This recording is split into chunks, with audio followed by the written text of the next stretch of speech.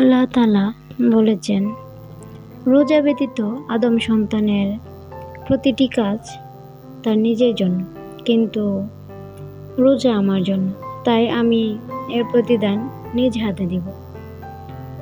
সুবহানাল্লাহ। আসসালামু আলাইকুম। সবাই কেমন আছেন?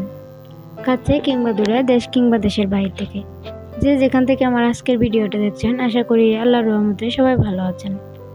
আলহামদুলিল্লাহ, আল্লাহর অশেষ রহমতে আমরাও ভালো আছি। আমি বিকালে রান্নাবাড়া থেকেই আজকের ভিডিওটা শুরু করেছি। রমজানের দিনে দেখা যায় যে 3টা থেকে রান্নাবাড়া শুরু হয়ে যায়, আর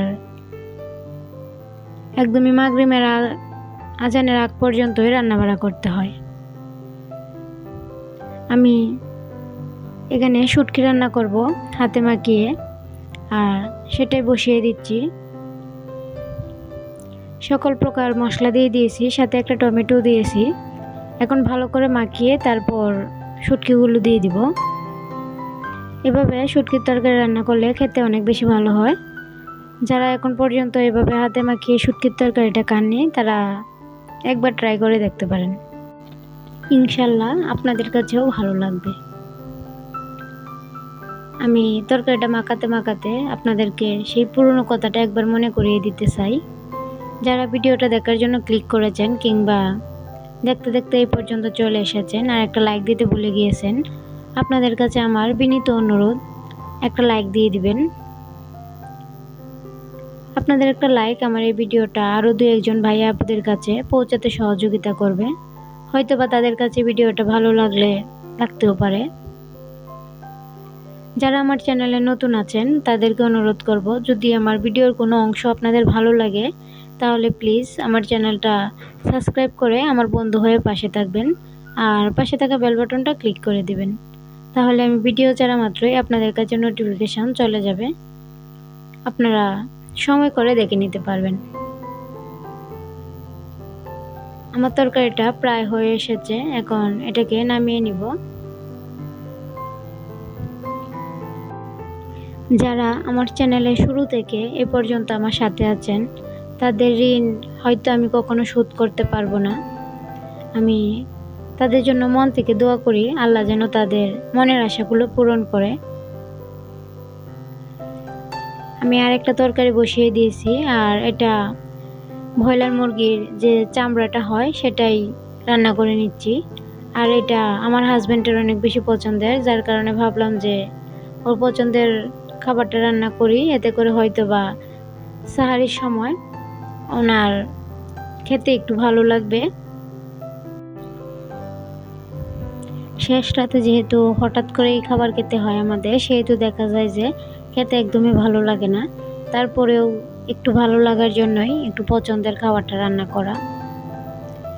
আমার রান্না শেষ হয়ে গিয়েছে, আর এখন আমি ইফতারের জন্য ইফতারি রেডি করে নেব। আর আজকে আমরা ইফতারে খিচুড়ি রান্না করছি।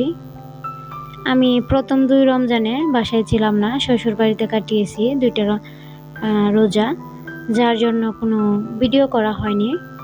আর আজকে 3য় রমজানের ভিডিওটা আমি আপলোড করছি। আর এটাই ছিল আমার বাসায় আমার প্রথম ইফতার। আমি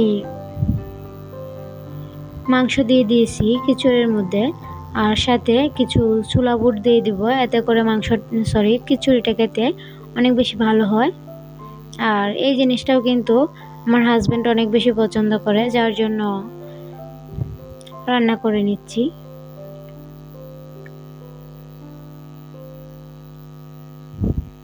আমি একে একে সবগুলো মশলা দিয়ে দিব, আর এখন পেঁয়াজ দিয়ে দিচ্ছি।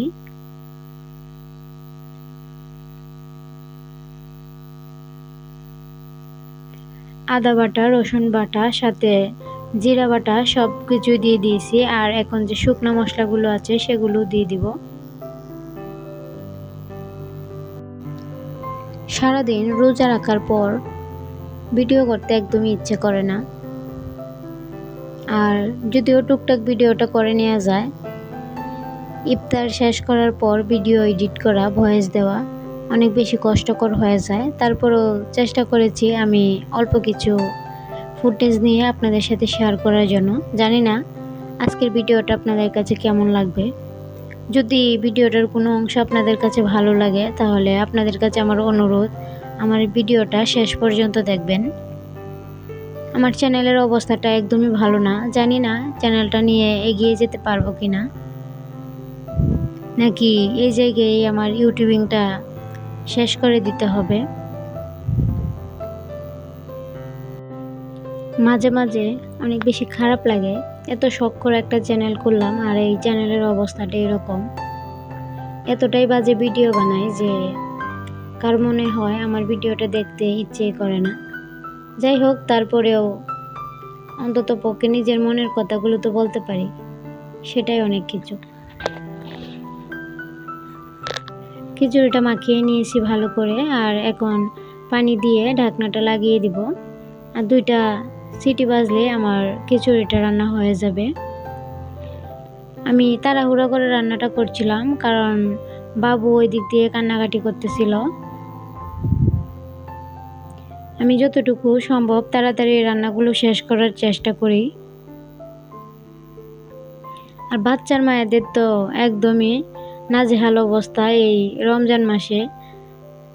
আমরা সবাই জানি যে রমজান মাসে নাকি আমাদের কাজ কম। আমার মনে হয় রমজান মাসে আমাদের আরও কাজকর্ম বেশি থাকে, তাই না? আর কার কার আমার মতো এরকম মনে হয় যে রমজান মাসে কাজকর্মটা দ্বিগুণ বেড়ে যায়।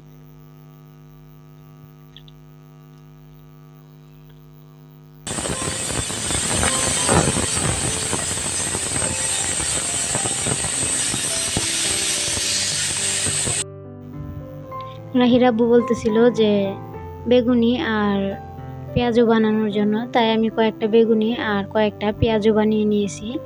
আর এটাই ছিল আমাদের আজকের ইফতার। এই যে ইফতারিতে খেজুর নিয়ে নিয়েছি, শসা, লেবু, সাথে ছিল বেগুনি আর আলুর চপ। আজকের ভিডিওটা এই পর্যন্তই। আমার ভিডিওর কোনো অংশ যদি ভালো লাগে তাহলে প্লিজ আমার চ্যানেলটা সাবস্ক্রাইব করে পাশে থাকবেন। আর সবাই ভালো থাকবেন, সুস্থ থাকবেন। আল্লাহ হাফেজ। আসসালামু আলাইকুম।